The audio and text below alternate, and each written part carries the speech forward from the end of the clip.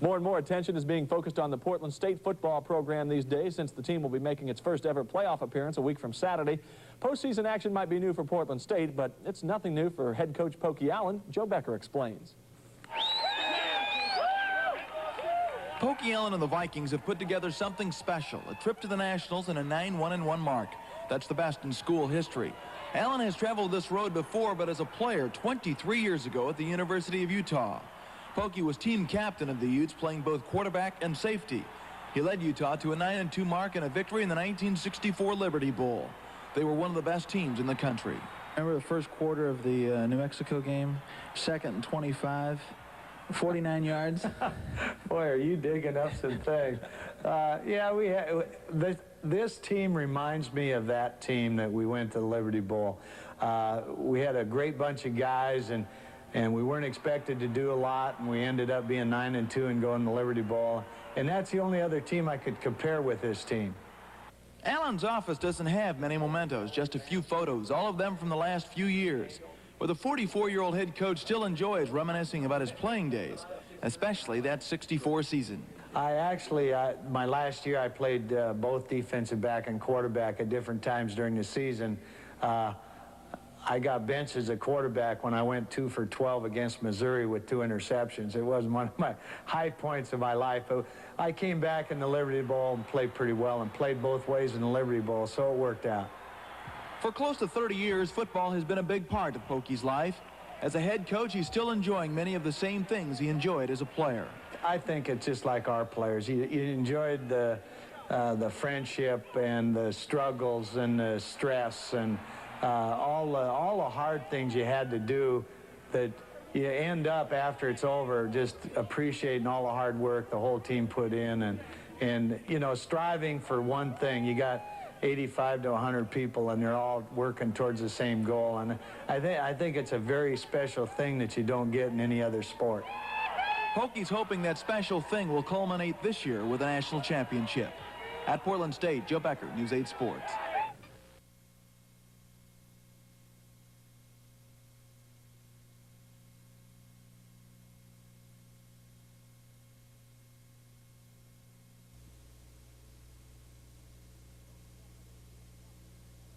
Pokey Allen, the team captain and a real leader.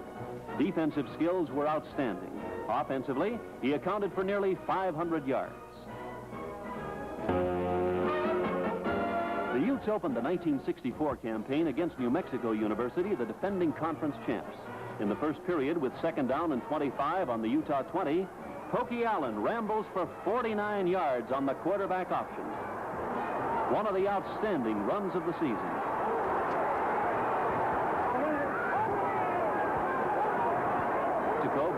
Throws for Pease, and it's a great catch by the Utah wingback. He made several like this one during the season.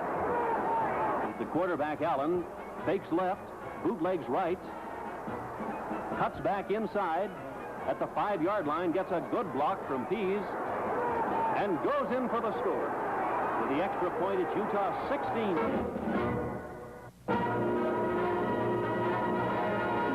Quarterback Pokey Allen sneaks it over. The third quarter ends 7-0 Utah. The Redskins drive. Quarterback Allen spots his big end Merlin Driggs down the middle, and the big guy outraces the secondary for a TD. The Redskins convert, and now it's a 14-0 lead. Idaho drives to the Utah 4, and here on 4th down, Pokey Allen bats down an aerial, and the Redskins hold the fort.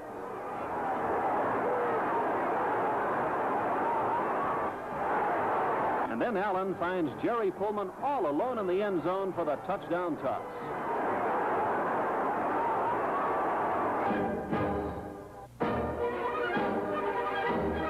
Arizona State comes to Uteville with a 12-game winning streak, the longest in the nation, and a national ranking in both press polls. The favored Sun Devils had scored at least 1 touchdown in their last 76 games. But the Utes brew bad medicine with a big tribal war dance.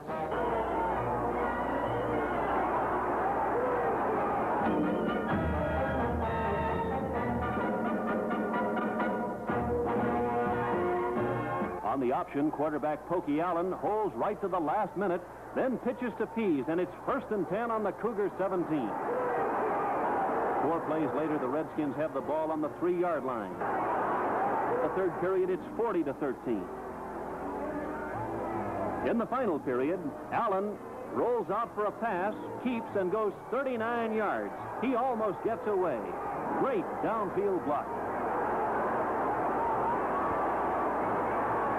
It's Utah first. The Cougars put on a big rush. Allen looks for Driggs again, and he finds him deep in the end zone. He hits him perfectly. Utah 47, BYU 13. A great win for the Utes, who earn a share of the cup. After 96 tosses without an interception, Morton has his string broken. Sophomore Dario DeBenedetti puts on the big rush, upsetting Morton. Pokey Allen grabs this one and returns to the Bear 18.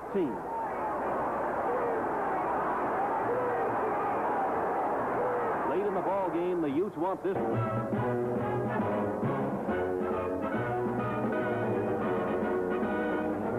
After a 7-yard loss, Ron Edwards of the Aggies is back to throw. Captain Pokey Allen makes the interception to kill the Aggie drive.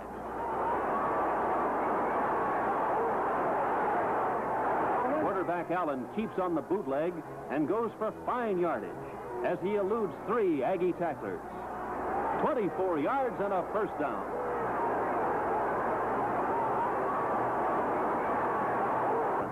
The 1964 University of Utah football team established one of the finest records in Ute history. They gave up only 62 points in 10 games, an average of 6 per game. This was the 5th best mark in the nation.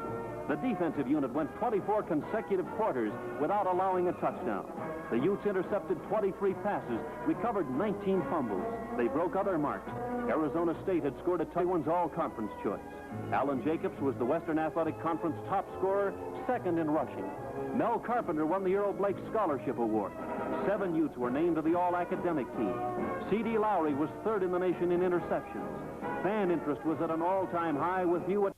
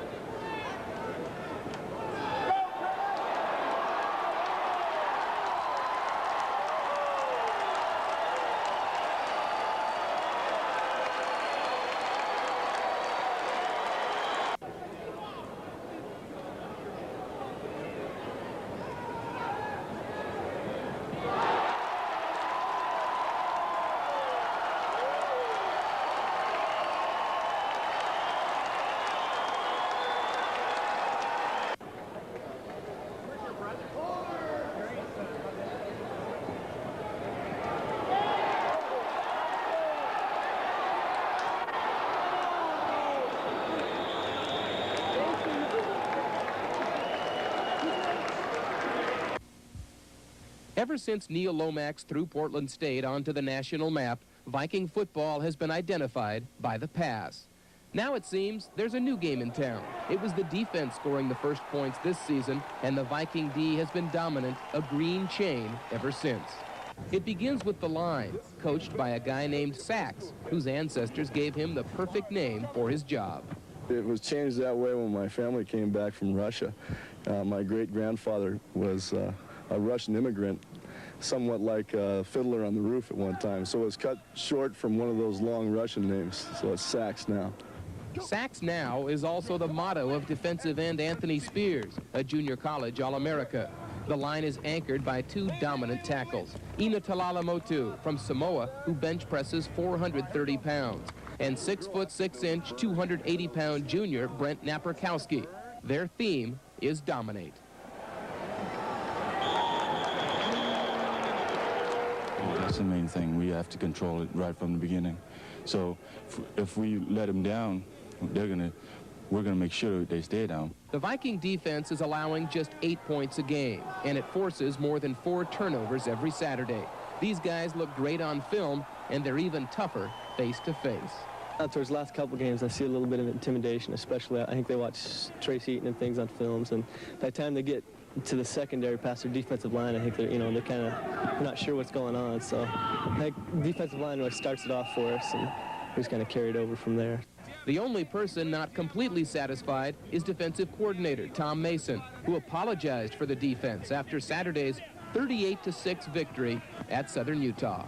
We'll keep getting better every game, and we try to coach at that standpoint that what we've done is good so far, but we've got a lot of improvement to go to get this team to the caliber of play that they're capable of playing. Only 2 of the 11 starters are seniors. The Green Chain, young and aggressive, and giving Portland State a national reputation on the other side of the ball.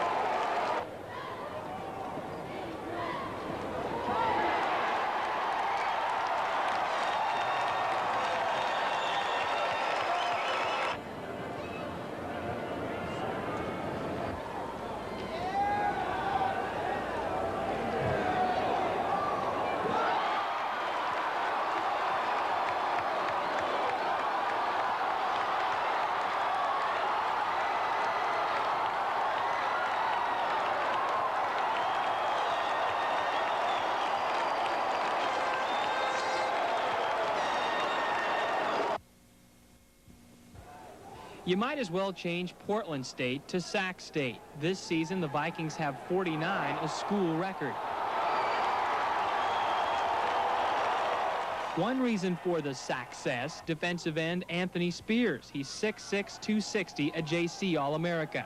Spears has 12.5 sacks, 15 is the school record. The other reason for the sack express, Brent Naperkowski, the other defensive end. He's 6'6", 255 and has 10 sacks. Both Naperkowski and Spears are juniors, and one comes complete with a sack dance.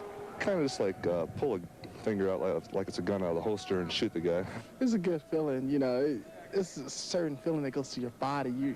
It's like to a defensive lineman, getting a sack, it's just like getting a touchdown. There are 3 more games on the Vikings schedule. All 3 are very important. One thing's for sure, the defense will not rest.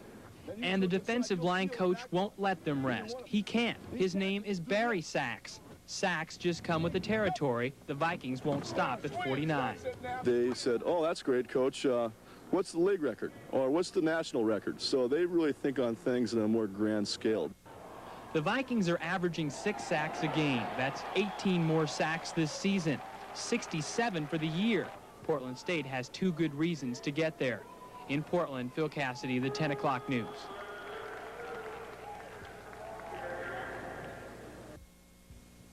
Let's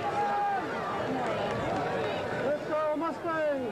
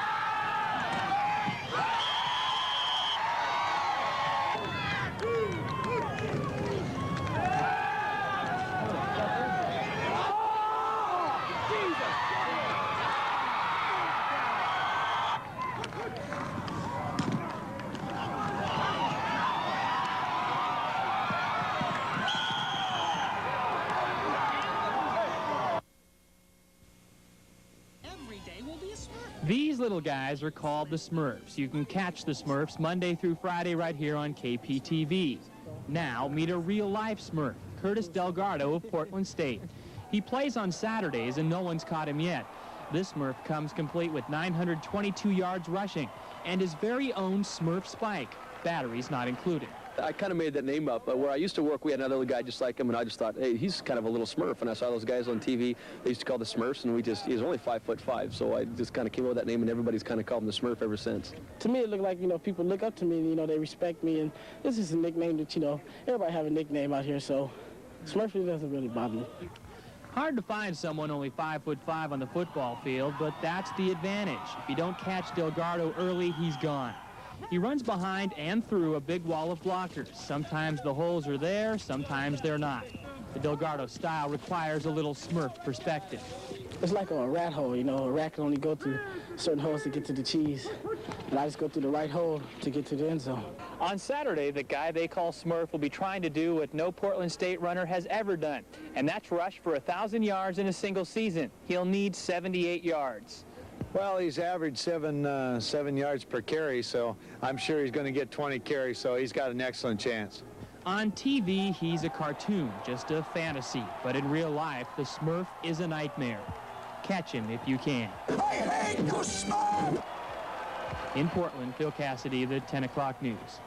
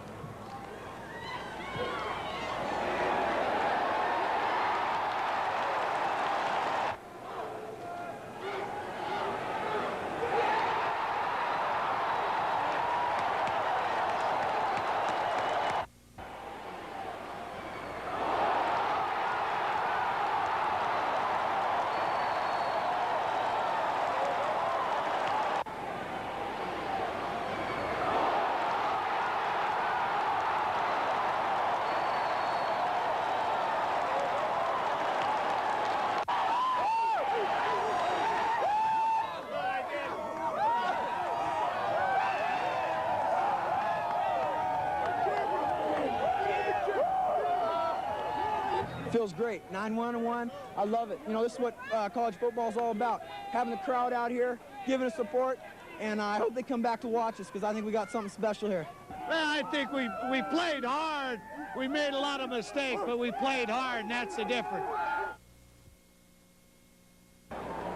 It's a record-setting crowd for Division II football, almost 20,000 for this quarterfinal, and the fun begins early for Portland State. Mankato State quarterback Mike McDevitt intercepted by Joe Rogers. Rogers down to the 2, Portland State up 10-6 at halftime. The Vikings offense sputters today, but it has its moments. Third period, it's Chris Crawford to Terrence Taylor for a touchdown. Portland State leading 17-6. Stays that way until the final period, and then the roller coaster ride begins. McDevitt to Tony Diggs for a touchdown. The Mavs add 2 and trail by 3. Almost 15 minutes to go. The Vikings answer that with 12:38 to play. Tommy Johnson taking a dive. The Vikings added a field goal and led 27-14. The last 5 minutes belong to Mankato State. Frank Essien into the end zone. 3:57 to go. It's 27-21. The Mavs can win with a touchdown. Mankato State gets the ball back in a hurry. A beautiful onside kick. The Mavericks recover at the Portland State 29, and it's up to the Vikings defense. But the Mavs drive to the Portland State 10-yard line, and with 7 seconds left, the play of the game.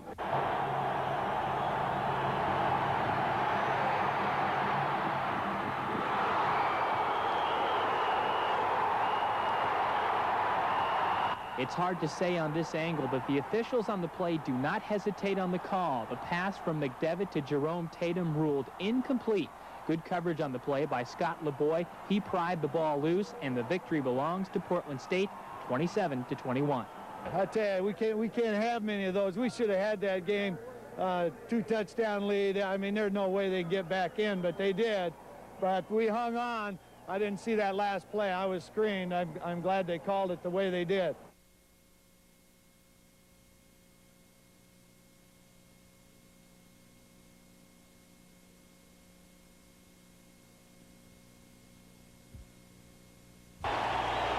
It poured at Civic Stadium, but a big crowd anyway, almost 18,000. A big crowd and a big play early. Northern Michigan quarterback Rick popped to a diving Joel Yagi, 44 yards to the PSU 6. Stephen Avery caps an opening drive of 77 yards. The Wildcats look good, leading 7-0. Vikings have not been behind in a game since September 26th. Portland State came right back, though. Tommy Johnson set up a Mike Erickson field goal with this 10-yard run. Great day for Johnson, 111 yards rushing. Vikings down 7-3 after one. Big numbers for PSU quarterback Chris Crawford, 241 yards passing, and a big pass here to Barry Naone. The Vikings at the Wildcats' 4-yard line. That set up the Vikings' only touchdown, and it's Tommy Johnson doing the honors. 10-7 Portland State, 13-17 left second quarter. PSU got the ball back after an interception. Northern Michigan held the Vikings out of the end zone. Mike Erickson booted this 46-yard field goal, 13-7 Portland State at halftime. And that was it. There would be no more scoring, although Northern Michigan had a golden opportunity. But this third quarter halfback pass intercepted in the end zone by Dominique Hardeman, PSU dodging a bullet. 4 interceptions by Portland State today, none bigger than the ones made by Joe Rogers. Twice in the final 4 minutes, Rogers picked off long passes. This one sealed the victory as Portland State ran out the clock. The Vikings win 13-7. They are heading to Florence, Alabama for a title. We have to bring the championship back. We came this far, we can't turn away. Something we dreamed of since double days, and coaches told us it was possible. None of us believed it at first, and now, you know, they made believers out of us. The city of Portland has a winner now. You guys bigger than the Blazers? Oh, I don't know. I don't know. Blazers are hot. Blazers are rolling. But you know what? We're hot and we're rolling too. So if you're a football fan, we're number one. I never shook anybody's hand until the clock went down to 0. I've been in too many of these games. You know, anything can happen. I thought for a rainy day and the field covered with rain, I thought it was a heck of a football game, both sides.